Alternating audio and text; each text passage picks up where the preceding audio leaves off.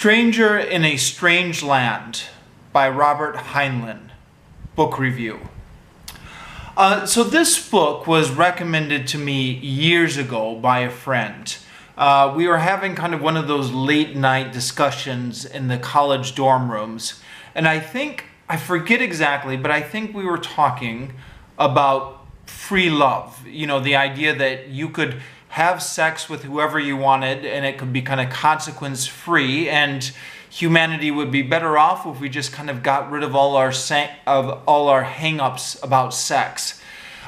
This was somewhat controversial at that time and place because it was at a conservative Christian college where we were at, but I was kind of in that stage of youthful experimentation where I was, trying to kind of put on different ideas the way you'd kind of try on different hats maybe. And this was kind of something I was experimenting with advocating, the idea that this whole kind of demonization of sex is counterproductive, and we'd be much better off if everyone was just kind of more open and free about sex.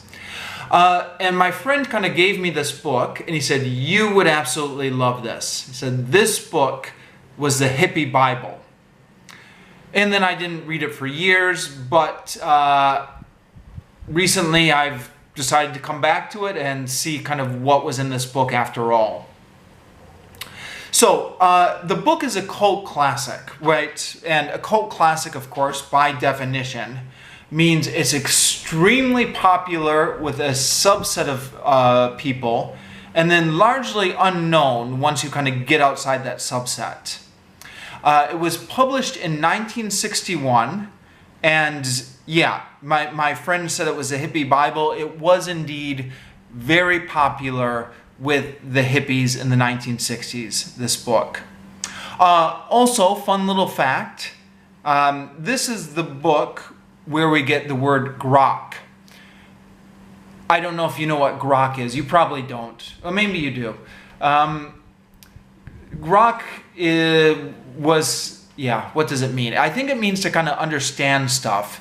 I remember first hearing about grok in connection with Star Trek. I was a big Star Trek fan when I was young.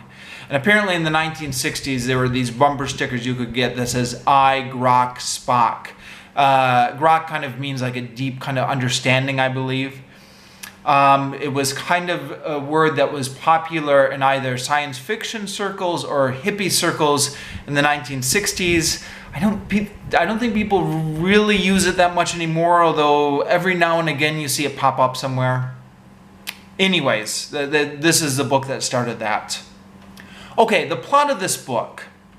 The plot of this book is that the first Martian visitor from the planet Mars is visiting Earth. Only there's a twist. Turns out the first Martian visitor to visit Earth is actually a human. So what happened was the very first human expedition to Mars, everyone died on board, except for the infant. The infant was named Valentine Michael Smith. So he grew up on Mars, raised by the Martians. So he's a Martian in the sense that Mars is his home where he grew up. But biologically, he's a human. And then, now that he's an adult, the Martians send him back to Earth to rejoin his race.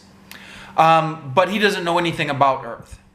So, sometimes people talk about like the man from Mars storyline of kind of an outsider kind of learning how society works. That's pretty much the storyline here, except this time it's a literal man from Mars. So Smith doesn't understand anything about human culture and has to learn all about the human race and its idiosyncrasies. Between the observation of the man from Mars and then also the long diatribes of philosophers, there's a philosopher character in this book, Jubal Harshal, who I'm fairly sure is acting as just the author's mouthpiece. Like whenever Heinlein himself wants to say something, he puts it in the mouth of Jubal Harshal. Jubal Harshal. So between the observations of the man from Mars and the philosopher Jubal Harshal, there is a lot to chew on in this book. In fact, there's probably too much. Yeah, you know how people always say kind of one of the cardinal rules of writing is don't cram too many themes into one book? Heinlein is totally breaking this here. He is cramming way too many themes into this book. Although, I don't know, maybe it's a good thing. It makes the book more interesting. So, it's a little bit hard to kind of talk about everything in here, but there are a few themes that do start to emerge from the book as kind of major themes. It's critiques of organized religion, advocating free love, and advocating kind of a communal view of property. As I said, this book was very popular with the hippies in the 1960s. Now, Heinlein himself is an interesting guy, and his politics are confusing. This particular book is kind of a socialist, free love, hippie type book. Some of his other books, like Starship Troopers, are very militaristic. I don't know if you can reconcile them. There are some attempts by some people to find a thread of ideological consistency throughout his various books. Or you could just kind of take each book as kind of a separate unit and not worry about trying to find a consistent political philosophy. I don't know. It does raise a question, though. It's difficult to know how seriously to take this book as a manifesto.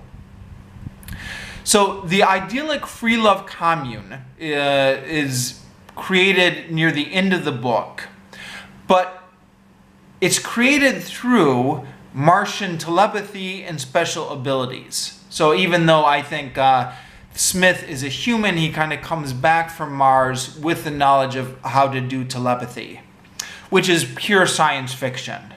So it makes for interesting reading, but it's then hard to see that Heinlein is kind of seriously advocating this as a blueprint for human behavior, since it's all based on these fantastical concepts of Martian telepathy.